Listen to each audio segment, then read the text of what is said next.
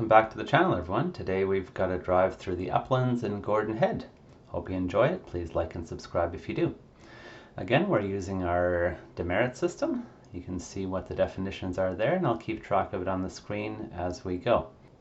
The system ranges from 1 demerit for a minor intervention or annoyance without a disengagement to 10 demerits for a safety hazard. So I'll keep track of it in the center of the screen with the icons. Hope that system works. Let me know in the comments if you like this setup. So first of all, we have a right turn here where the car hit the curb. The curb is a low curb, which is a bit unusual. So we gave it a demerit there for lane position intervention. It's always a bit of a judgment call on where to put these demerits, but hopefully eventually I'll have a system that's very easy to understand and consistently apply.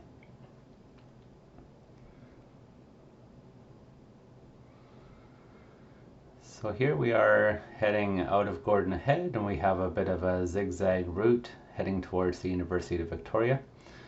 First of all, at the stop sign here, we stopped and there's no traffic, so we made a left turn. Of course, you'll notice this video is being run at double speed, as I typically have been. And slow it down in YouTube if you like. At that four-way stop there, we arrived at the stop sign just about the same time as that truck. The car decided to go first, which I think was a reasonable call. Could be debatable, I suppose. At this intersection, we're turning into traffic. You can see there's a few cars coming, but after a few cars it's clear and the car decides to turn right.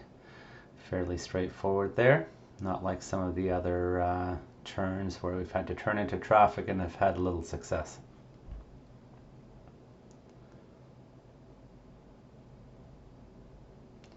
Here we get in the left turn lane properly. Trying to turn left here. The car comes out quite a ways, as you can see in the visualization on the screen, but it was okay. No one honked or complained about it.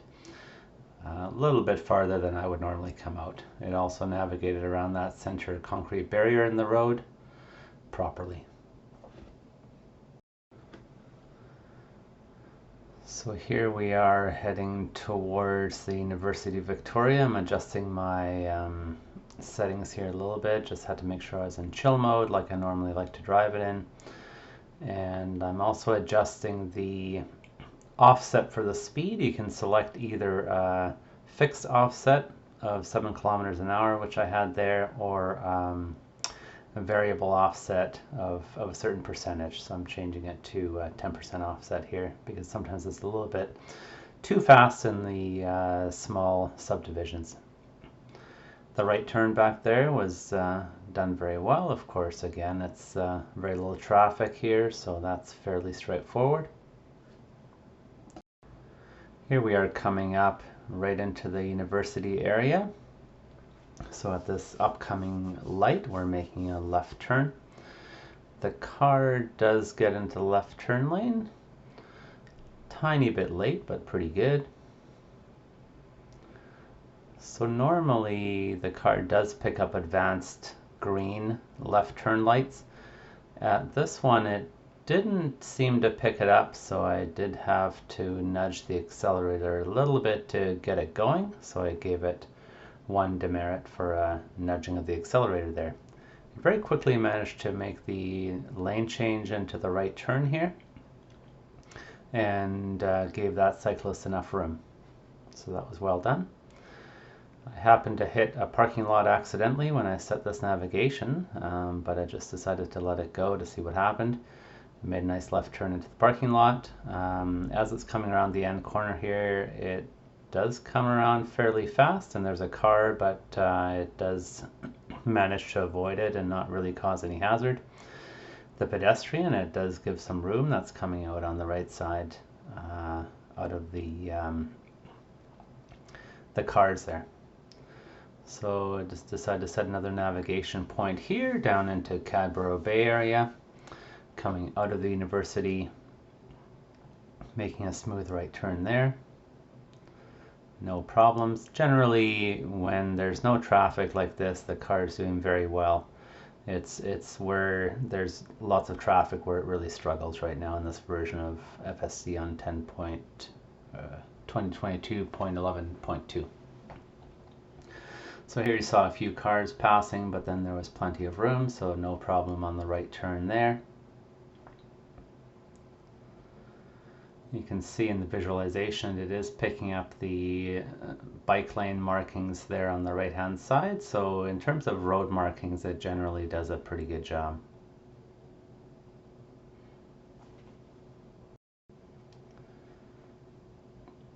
Straight through the light, no problems of course there. Coming up here we have our roundabout. Fairly straightforward single lane roundabout. We have struggled in the past with the multi-lane complex roundabouts when there's lots of traffic, but this one slows down to have a look and then it proceeds through. These pedestrians waiting at the crosswalk here are interesting as well. They were standing right beside the crosswalk, but they were not looking to cross, which the cars seem to recognize somehow. It would be tough for even a human to recognize what their intention was, but the car seemed to recognize it and didn't flinch at all with them standing there. Now we're heading down the hill, and at the next intersection we'll be making a right turn. Car did struggle a bit with the right turn here, as you'll see in a second. It puts its turn signal on for the right turn.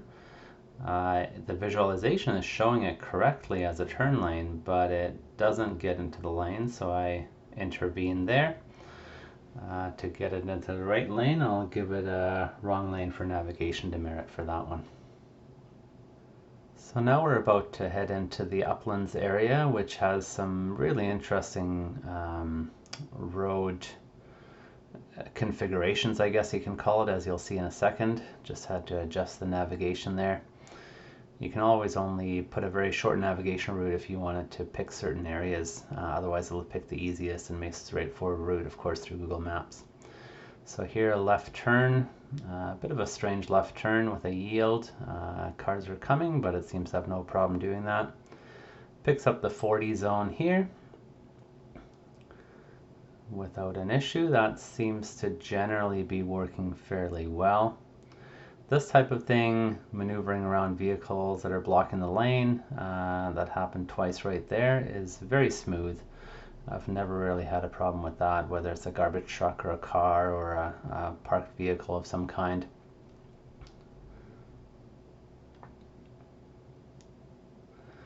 You'll see there's some really strange type of intersections, I guess you could call them here, where it's very unclear whether you're supposed to be going right or left. At this point we still have a center lane marking, but later on that disappears, and even for a human I find it very challenging to figure out exactly where you're supposed to be driving. I'll point that out in a second.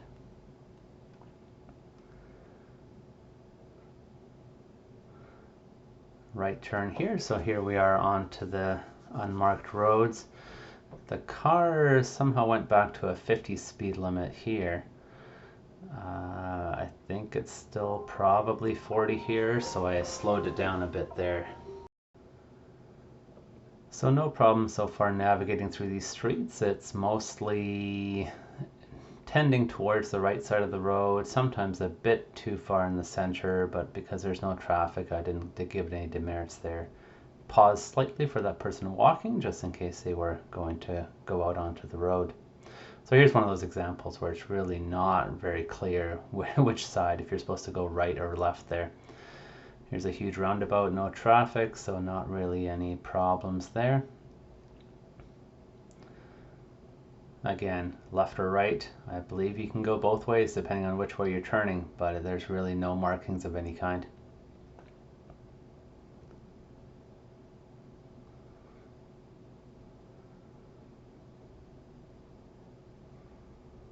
Stop sign, no problem, and then making the right turn. So general navigation, like I said, is really pretty smooth.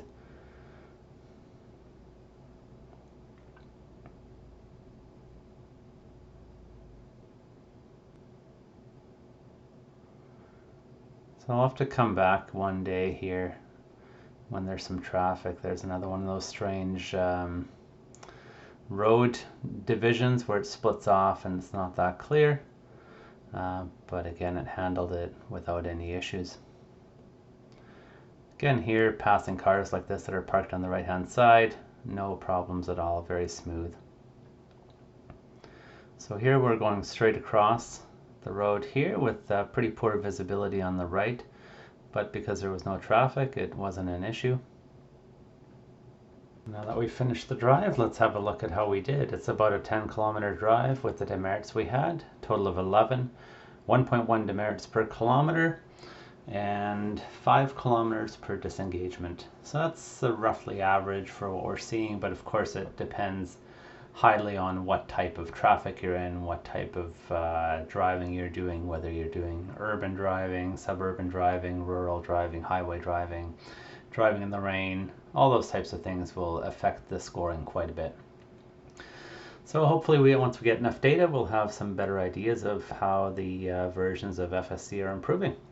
Again, hope you like and subscribe to the channel if you're enjoying the content. Have a great day.